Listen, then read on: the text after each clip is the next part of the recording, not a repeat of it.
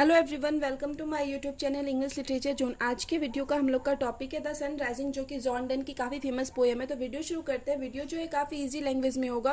Video के through अगर आपका हेल्प होता है, वीडियो आपके सिलेबस का है, तो प्लीज़ आप लोग वीडियो को लाइक करना, चैनल को सब्सक्राइब करना और कमेंट करके बताना वीडियो आपको कैसा लगा। सबसे पहले हम आज की पोएम के मतलब टाइटल को देखते हैं। तो पोएम का टाइटल है द सन राइजिंग, ठीक है।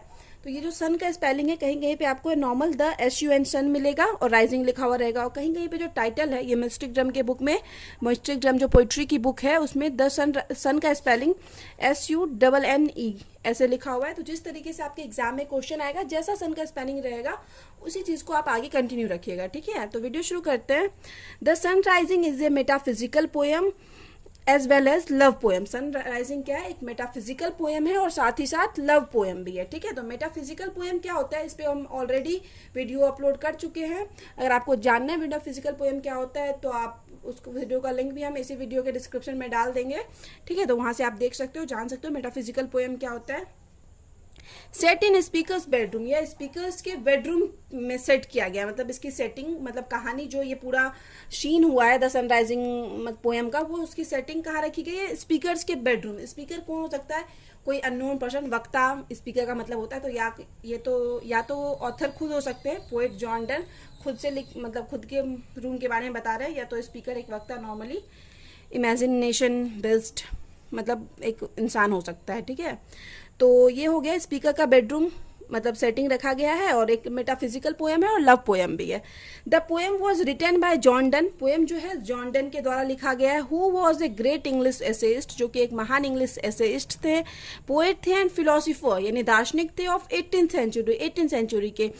ही is also known as founder of metaphysical poetry. Metaphysical poetry के फाउंडर के रूप में भी जॉन डन जाने जाते हैं। John Donne other famous metaphysical poems are, John Donne का जो काफ़ी फेमस है मेटाफिजिकल पोएम, वो है the flea, the good morrow and the holy sonnet. और द फ्ली तो काफ़ी ज़्यादा फेमस है, मतलब मेटाफिजिकल पोइट्री में अगर one of the most famous poem माना जाए तो वो द फ्ली है, ठीक है, जिस वजह से जॉन डन को काफ़ी प्रसिद्धि भी मिली है, काफ़ी फेमस हुए हैं। Present poem the sun rising is a 30 lines poem. जो सन राइजिंग है वो 30 लाइन की पोएम है, विथ 3 स्टांजा, मतलब 3 स्टांजा में डिवाइड है। And it stanza contents 10 lines, और हर स्टांजा में कितने लाइन है? 10 लाइन है। विथ इरेगुलर लाइन का लेंथ जो है इरेगुलर है, निश्चित नहीं है। And regular rhyme scheme of, और लेकिन जो राइम स्कीम है वो रेगुलर है, ये वाला पैटर्न फॉलो करती है। A-B, फिर A, फिर C-D, C-D, तो ठीक है, इस चीज़ को हम समझ भी सकते हैं।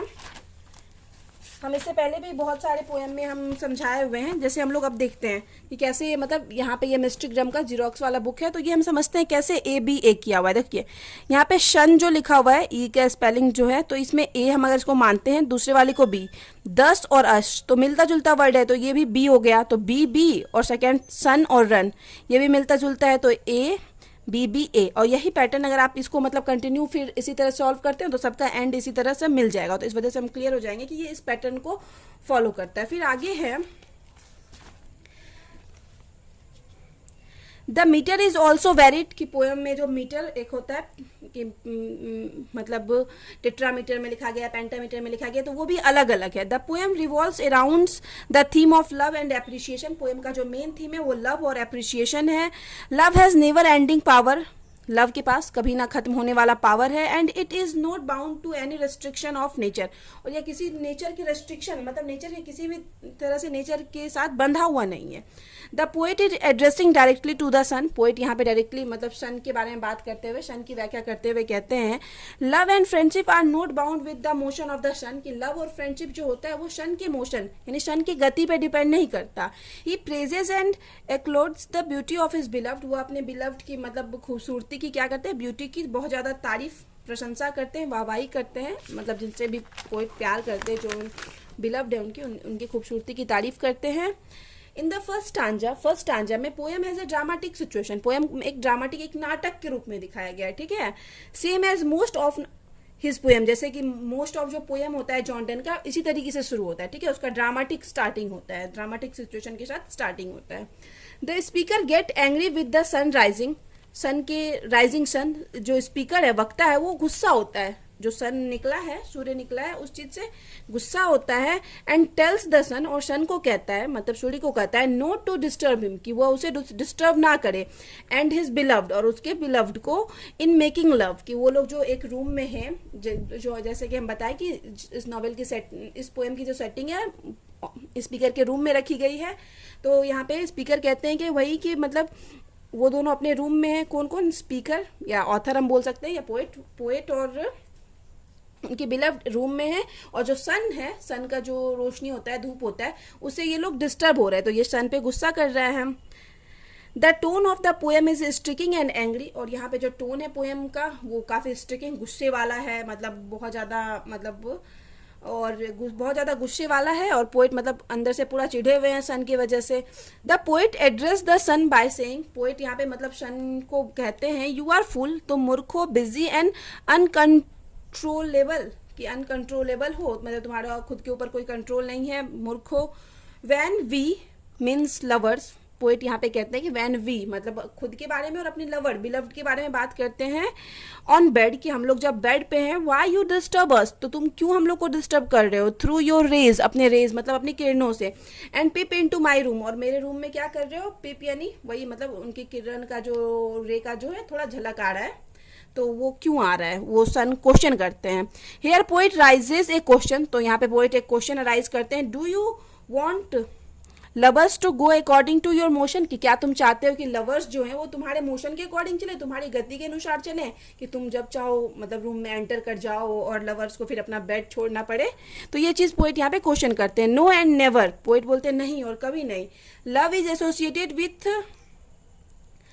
No and never love is associated with such barriers, की मतलब प्यार कभी भी मतलब इस तरीके के बैरिज यानी मतलब इस तरीके के रोक से नहीं बंधा हुआ है।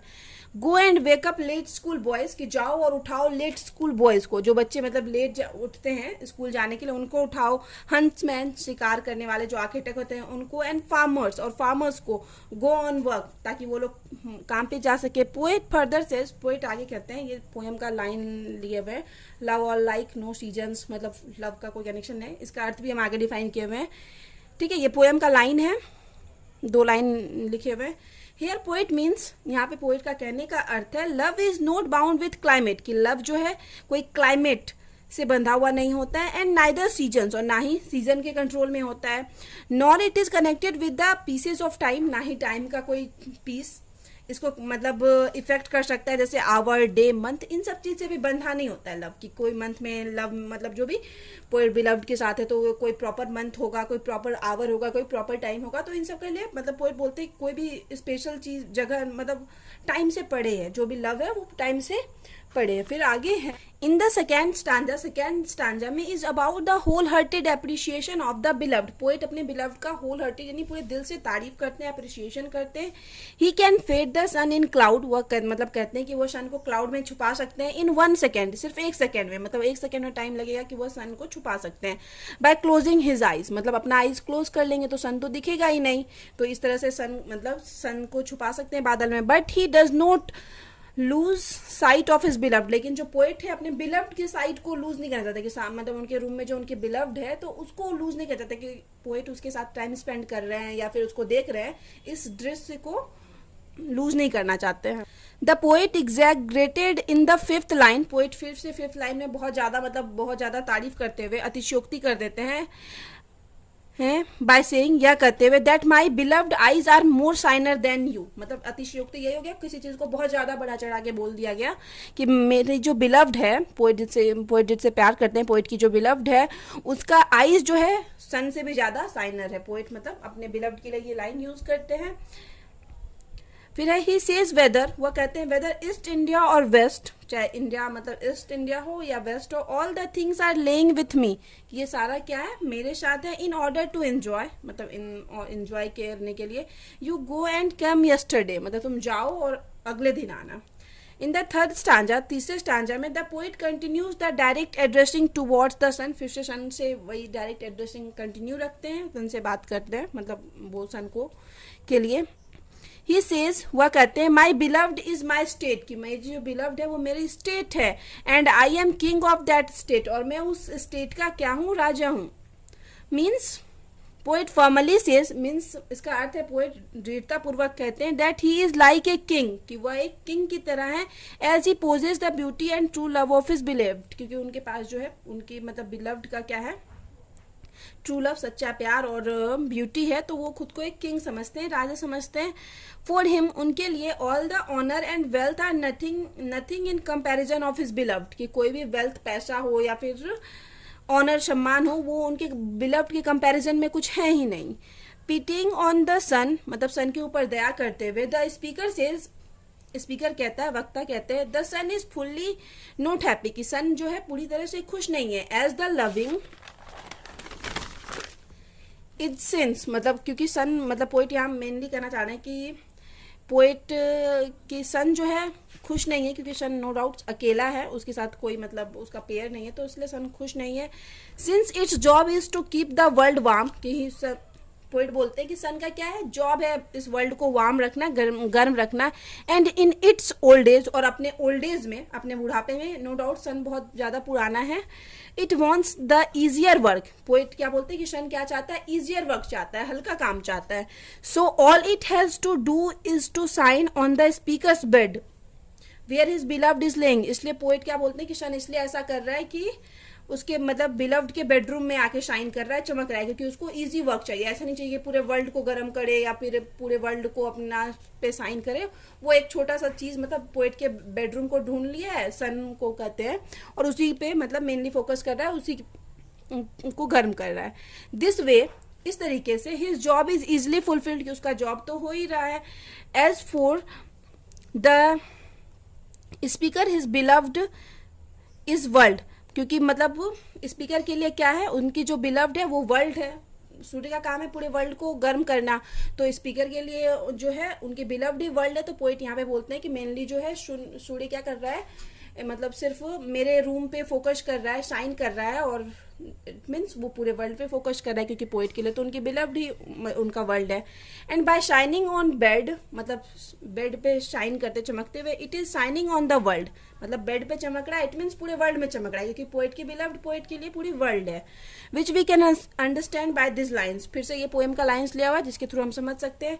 पोइट मीन्स टू से, पोइट के कहने का अर्थ है फॉर सन, सन के लिए their bed is centre of the world, कि पूरे वर्ल्ड का जो सेंटर है वो उनका बेड है। वॉल्स ऑफ द रूम, और रूम का जो दीवार है, इज ऑर्बिट ऑफ द सन, सन का ऑर्बिट है, एक निश्चित जो पथ पे सन चक्कर काटते रहता है ना, वो ऑर्बिट है, ठीक है। तो मतलब मेन फोकस इस वजह से पोएट के रूम में सन किया हुआ है।